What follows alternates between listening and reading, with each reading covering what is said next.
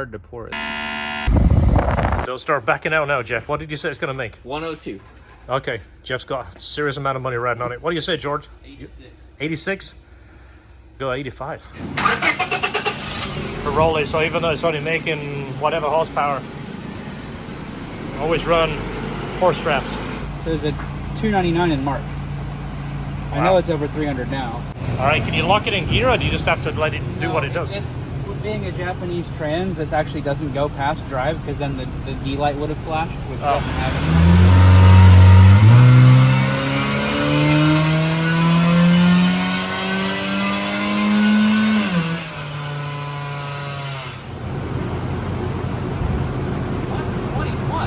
Wow, there's no way. That was the shit. Ah, wait a second. Yeah.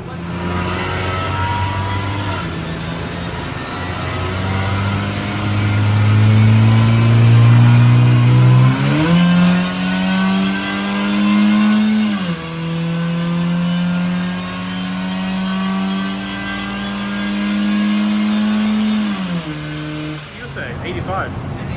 86, you're the closest. You're the closest you get an engine swap by LHT.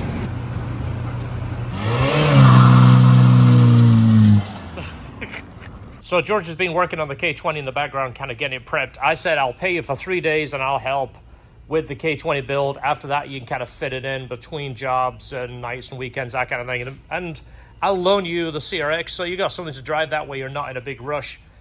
Imagine getting paid to work on your own car. Good. This is the last time this car will have a D17 in it. This is getting pulled out in the morning. I'd say the wrenches will be turning in less than 12 hours. We'll be going ahead and trying to get this in there. Got the valve cover done by Craft Quality Coatings, our friend Talon. I don't remember what the blue's called, but I liked it, so that's what I went with. I don't remember what this box came from, but I found it at my house. Shift selector's out of the transmission, which is over here. This is a 05 RSX Type S 6-speed RSX subframe. Got a RSX EP3 aluminum radiator in that box. Got a yellow header, box frame, bolt, bagman bolts.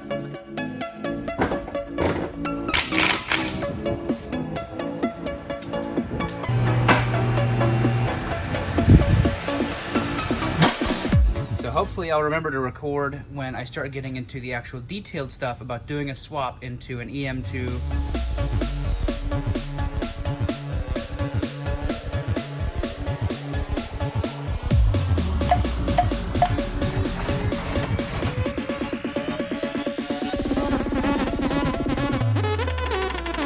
So we have some K20 injectors here that we've decapped. We have 2 sets, so what we're going to do is match the 4 and get them the closest. This is something we did on Jeff's motor 3 years ago, and his motor still runs perfect and they're balanced out really nice. So let's get the best 4, and that's the ones we'll go with.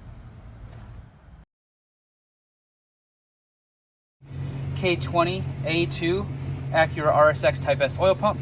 I'm going to cut some of the webbing here out so it fits on the K24, and then we're going to go in there and we're going to pour a little bit of that oil exit on the pump. Really hard to pour it. That's really small in there, but we got it ported. And I'm going to put it back together. We'll put a little oil in it, put it back together, and I'm going to start getting ready to put this on the motor. All right, so we're going to be putting the K20 oil pump on here. So this plug right here, we need to pull that plug out, and some blocks are threaded, some are not. We're going to hope that this one's threaded. We pull that out and then put a bolt in it with some Honda Bond, and it's good to go. Got a little tiny divot in the top. You can put a screw in and pull it out. And if you look right in there, we've got threads. So we're gonna find a bolt that fits. The valve cover off. It's a little dark, not too bad. I've seen worse. Gonna start pulling all this top end off, get the crank pulley off, get that side off. It's definitely a little dirty on the outside. I'm pretty sure this had a power steering leak. It didn't come with a power steering pump, but everything down the front of the motor is just kind of gross. So I'm thinking it probably had a power steering leak. I've got every seal brand new. I've got that seal, VTEC solenoid. I don't think I got the O-ring for the VTC, so I'll have to see if I can pick that up. But I did try to get every possible seal for the outside crank seal, rear main seal, the valve cover gasket. I just didn't, I wanted to put it in and then not think about it again. So I've got a K20a Type R cam for the intake and an 06 up TSX for the exhaust. That's what I could get my hands on, basically one of that 50-degree VTC. All right, gonna end my day with this little bit of progress. Got the windage tray on, got the ported RSX Type S oil pump on, got my new guide, tensioner, new chain, trying to do everything new, so do it once, do it right, not have to worry about it for a while. All right, it's just after 8 p.m. on a Saturday. I have some time to myself, so I figured I'd come in here, swap my cams around, and maybe get my timing chains on. I have a JDM Integra Type R intake cam and a 06 TSX exhaust cam. So I have to swap those in. That, of course, will have the 50-degree VTC, which is going to go well with this whole swap. Definitely going to need to clean this. It had a leaking power steering pump on it, which feels like every Honda has a leaking power steering pump. So we're going to go ahead and we'll clean this off. Probably not this time, but this is going to get cleaned off before it goes in. All right, so there's the cams. That is a Japanese Integra Type R DC5 cam and a 2006 Plus TSX exhaust cam. So without going out and buying something special, this is what I have. All right, so the cams are in, the cam towers are tightened down. We got our new guides sitting on there. I got my brand new chain here in my hand with some gold links. So you want to line the links up on the dots. If it's brand new, you can do this. If it's in the car, you might not get it first try unless you pull everything off. So brand new, gonna line the gold links up, got there. So hopefully we'll get this thing in the car soon, but I gotta keep coming here and making a little progress. So if you have a project car at home, remember, it doesn't take that long. Just go give it an hour. That's what I've done. It was 8 o'clock when I got here. It's 10 of 9 now. So get outside and go give that project car an hour of your time. So, you know, things don't always go to plan. Even though I try and show in the videos how to do some of this stuff, I don't always show you the negative stuff because everyone has crap going on in their life and nobody wants to see everybody else's problems. But then again, it's good to see that other people have the same issues. It's something you can relate to. We've got the motor from a reputable source. George put the bottom end together, and then after adjusting the valves, we decided to do a leak down, and it had high leak down in some of the exhaust valves, and he was pretty bummed about it. So, you know, what do? We said, let's pull it apart. I convinced him, hey, we have the facility, let's pull it apart, find out what it is. And we took it apart, cleaned it up, it wasn't no big deal. It was just the seats were a little dirty on the exhaust side. So cleaned everything up, lapped everything, put it back. Anyway, here you go, watch this. All right, the cylinder head is off of the engine. This is my K24A2. It had 20% leak in the exhaust in cylinder 4. I was a little discouraged, so I didn't film taking the head off. We're just going to film getting the valve springs out tonight. George came to help me today. We're going to get the valve springs out so we can lap the valves and clean the head up.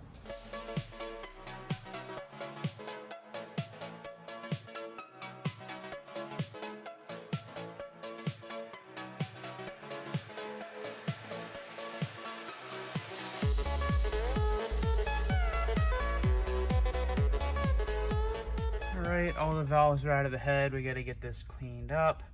Try and get that gunk and stuff out of there. I have the lights off, so it's a little dark. It's after, or just now, 9 o'clock.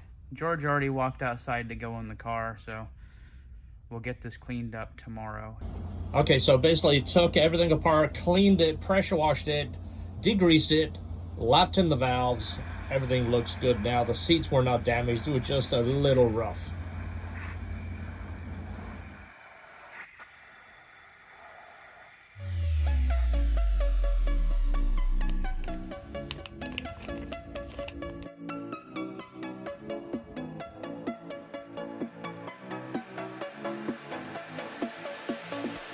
All right, radiator's out. What's interesting is it looks like it was repaired with JB Weld.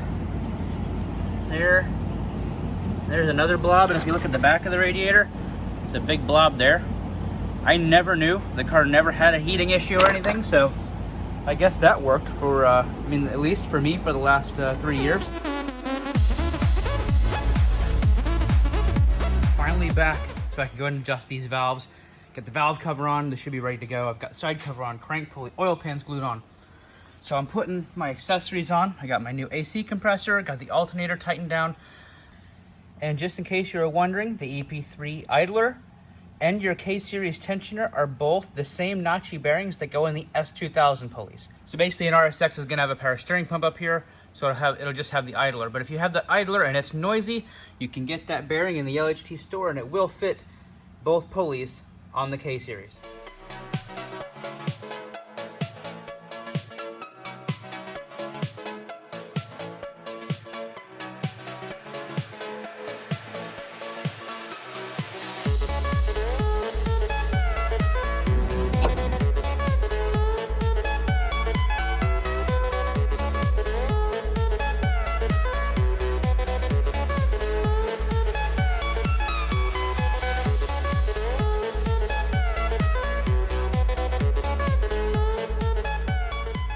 Alright, this may be the first bit of technical information, and this information goes for any K24 swap. It doesn't have to be in an EM2 or ES2 7th generation Civic. This can be in your EK, your EG, whatever. This thermostat here is for an Acura RDX. That's going to be your first generation RDX with the K23 turbo. That bolts to the K24 housing, and it points that thermostat in the correct direction to use standard K-series hoses. So that's the first bit of technical information that I'm sharing that'll work with your K24 swap. All right, so I'm at the shop for a little bit tonight, trying to get maybe some wiring done. That might be one of my biggest steps I need to get done. So everything is still apart in here. You know, where all the ECU goes, everything that is out completely. The wiring is sitting here. This here, coming out through the middle, that's my primary oxygen sensor wire. I'm running the factory wideband. So to run the factory wideband on this car, you have to wire it in. These cars did not come with a wideband. So I'll get under the car and show you where I've put that. I basically went through the same grommet, I don't know if you'll be able to see it, as the shifter. So it's right underneath the center. And that will come up and through the glove box and wire into the ECU, and then we can turn it on and everything will be fantastic. All right, here we are under the car. There's the wire coming through the grommet, zip tied to the shift cables, and back around to that O2 sensor. All right, so we're in the car. This is the engine harness coming through the firewall, and then those wires there taped together. That is what I need for that O2 sensor. So I need to do this, connect all these up to the ECU, and I need to get power for a relay to power the heater. And I believe I can use the power off one of these relays here from what I'm seeing in the instructions that I got, or basically the wiring diagrams I'm seeing online. Plus I have a factory Honda book here with me for the Honda Civic SI, the 02 to 05, the EP3. So I can go over that book, check my wiring, and I have some stuff I found online which seems to correspond with what I'm finding in the book. So, and I also need to wire that there back up. That's for my my power steering. All right, here's the control arms. I got the new bushings in. These are Moog problem solver bushings. I'll get the part number. That is not the part number there, but these are a sealed spherical bushing, so they're nice and solid. I had these on my 8th gen. They were fantastic, so I'm glad to be putting them on here. I've actually owned these for about 2 years because these bushings have been bad the whole time, but I didn't want to do the work twice. So now that the K's in there, finally putting these in.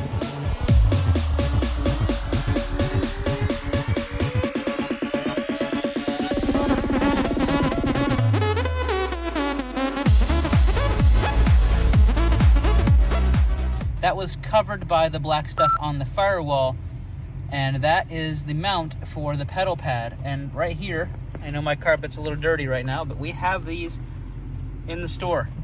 They're labeled S2000, but I'm pretty sure they'll fit any manual Honda from, just to be broad, say 88 and up. And they go in that hole, and they keep it from making that sound when it hits the thing. That noise when it hits the metal on the firewall. So we're gonna get that plugged in there, and then we'll never hear that again. All right, there it is installed. So just remember, when someone says pedal to the metal, they're not talking about the clutch, they're talking about the gas. You don't want your clutch going on metal. So if you hear that metal on metal noise when you push your clutch to the floor, you need one of those, and the only place to get them is the LHT store. All right, I've made my battery cables. We got the starter, 2 on the alternator, and we've got the alternator to the fuse box, battery to the fuse box, and these 2 connections go right to my main fuse because the battery's in the trunk. So one of these goes directly to the alternator, the other one goes to the starter. All right, so the grommet on the floor, even though this is an automatic, it's the same size hole. These shift cables are actually from a RSX Type S. So that goes right into the floor, seals it off from nature. That's perfect. So we're gonna get the other end hooked up, automatic shifter out for good.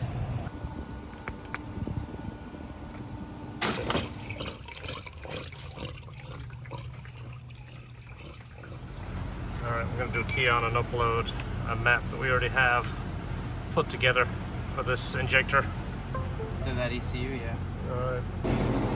Just gonna crank it and get oil pressure. Yep. I've disconnected the injectors for right now. Always nice to get a little bit of oil pressure circulated before it lights off. I'm ready. I'll stand over here and I'll just wave if anything sounds out of whack. This is it. There it goes.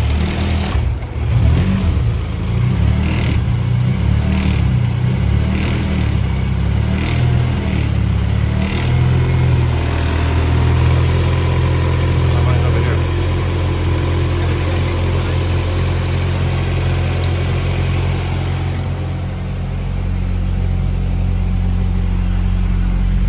She's running though. Please don't be O2. It is O2. Darn it. I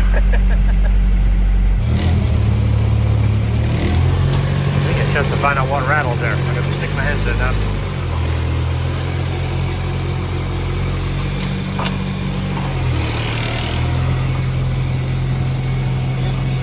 It does? Yep. Yes! It sounds good, doesn't it? Yes, responsive. Yeah. That is pretty damn good. Yeah, first start to have 2 issues.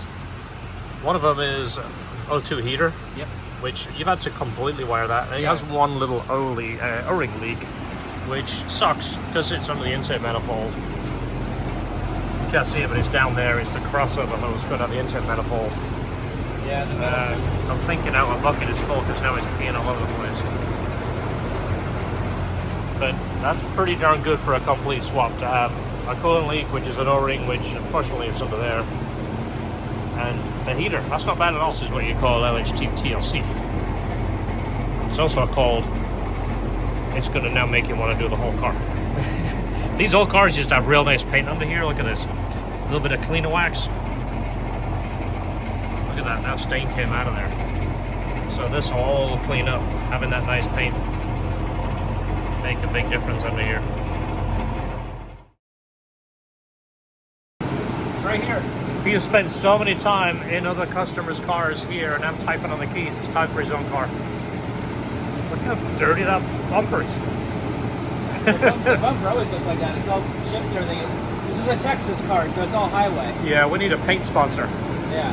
Good news is, our good friend Jonathan is going to detail this here in the coming days, but right now we're going to go ahead and tickle the keys. It does have a DC5 Integra Type R intake cam, because I have an 05 engine and I didn't have access to an 06 up cam. It has a RSX Type S oil pump that I ported myself. I did pull the head off and clean everything up and do the lapping of the valves just to make sure it's 100%. Intake manifold is off of an FN2 Civic Type R, and it has the header from, it's a PLM header, PLM K24 header, 3.5 inch cold air and a 3-inch exhaust.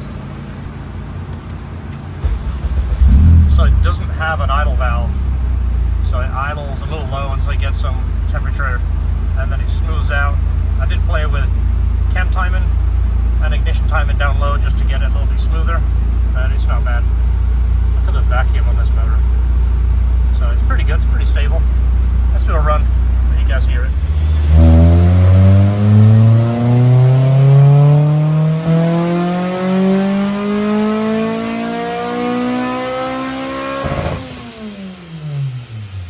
So if you remember, this was the graph. It might look a little bit different because we have it kind of blown up, but this was the shift. This peak number is obviously this little blip over here, but this is our number right here. Jeffos is a lot of money, by the way. We put a hefty amount of money on there. So that's our number to beat. Hopefully you're gonna get double that, right? At least double. Nice to see 200. 200 and change. And where's the peak torque? About here? Yeah. 89. 89. You got 89 and 96. All right, so it's a Tycon 3-inch exhaust.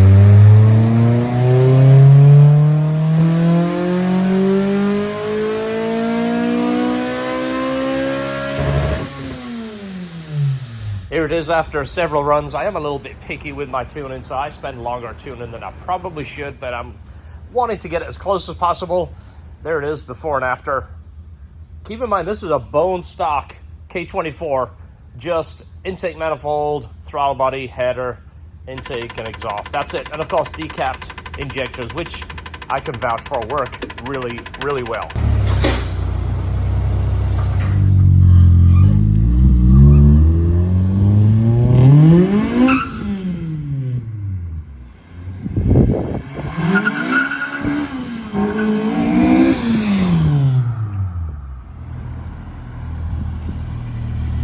It's a little squirrely. Looks like it might be spinning second a little bit. Alright, so rather than trying to find an AC line from this car and that car and trying to make things work, I just went ahead and got with DC5 Creations, I got his RSX V3 kit. And the V3 means it uses an 8th generation Civic AC condenser, which has a dryer built in. And that way we don't have extra lines and an extra part in the car. It just eliminates a piece. So we have a billet firewall plug, we have all of the adapters that go to the AC compressor and to the condenser. We have brackets, these are dowel clamps, these hold it onto the car. We have grommets for when we go through our sheet metal, and all of the lines. I got the ones loomed. The looms look so much better. Start by getting this fender off and this headlight, because they're gonna run from that oval through here, there, and around to that AC compressor. And I have a condenser for an 8th gen Civic, which has the dryer built in, so it's a lot cleaner. A lot of stuff. So we gotta put some bigger holes in there to run our AC lines through, and then they're gonna come up through this channel and out the front. All right, the next thing you're gonna do is take these grommets and put them on those holes that we just painted with some touch-up paint. There's the beginning of the hoses coming through here and to here. Now we're gonna go ahead and put this guy in. This is only gonna go one way. The large end goes up. It comes with a new bolt, so that is gonna bolt into there. You can just see it, and then you can put your factory grommet back around it. All right, I wanted to put the fender on because when it's out in the open, you're like, oh, that's not gonna have enough room, but there's room all around that switch pointing straight out. So you've got all kinds of room in here to bury these lines. It works out almost perfectly. But everything's installed. You have to cut your mount off the bottom for your condenser in your RSX if you're running the 8th gen, and it's not the same spacing, so you have to cut the factory one off. And then you can use one of the top ones on the bottom, because the top ones don't fit anymore either. But I'm currently making some for the top out of just some strap. It's probably not necessary, but I'm gonna go ahead and do it anyways. But that's how all the lines look installed with the fender on.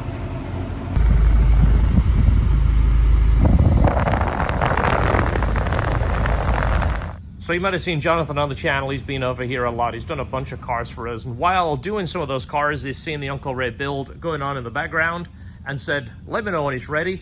I'll come over and give you guys a full paint correction. So big thanks to Jonathan. Look at the paint now. Look at the shine. You can actually see the reflection of the sky. Looks fantastic. It's going to be much easier to take care of. The only negative part about making your car look really nice, it rains. But the good thing is, it's definitely easy to take care of, easy to clean. A little bit of washing and spray wax, it's going to keep it looking nice and maintain that shine.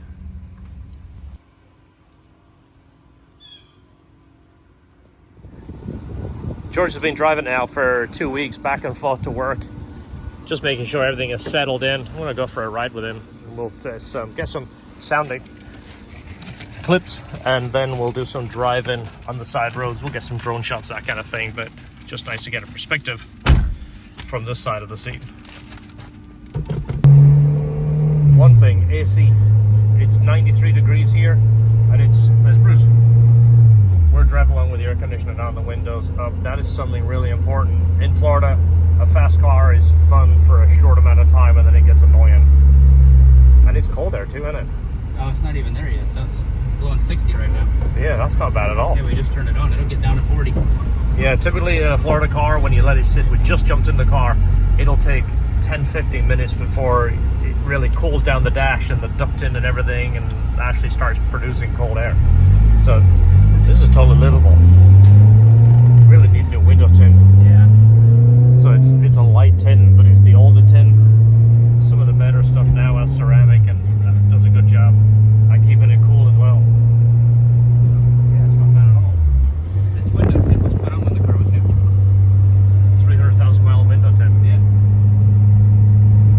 be fine without an idle valve, but I think I want to put an idle valve in it just because I needed to modify the intake manifold to do it.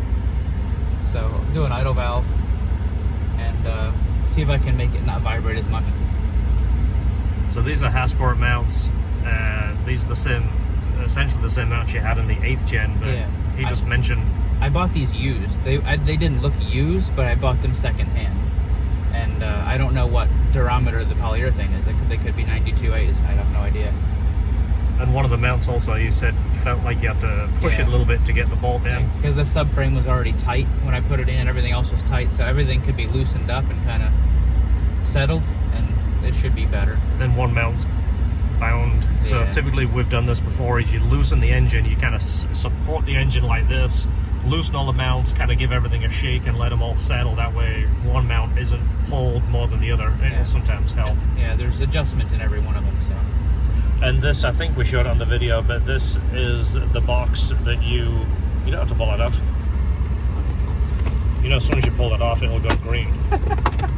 And then you'll be driving. Okay. So that is the drop-in box, right? Yep, it's an RSX Type S box, but it's a Buddy Club replica one. Watch it, you get a wire stick. Which I like these. I know everyone makes a big mechanical version that looks really impressive, but they always feel very clicky and mechanical and notchy. Yeah. And this feels very much like an OEM setup. And that's the Type R dash, right? Yeah, it's a European Type R. We showed that on a past video. Yeah. Liam and Haley brought that over when they came last time. AKA the English people. Yep. I can say that. I'm allowed to say that because I'm from England. And a little over 50, but it feels bold.